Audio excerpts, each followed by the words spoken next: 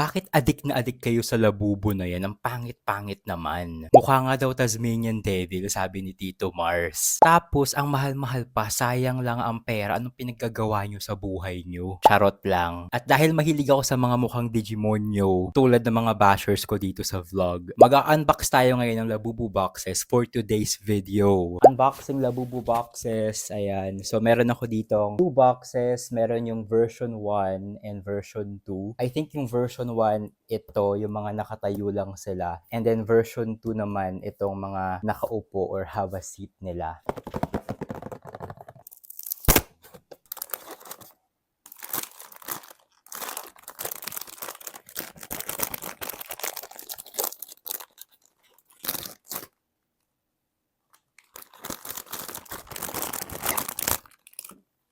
Cute! So, I got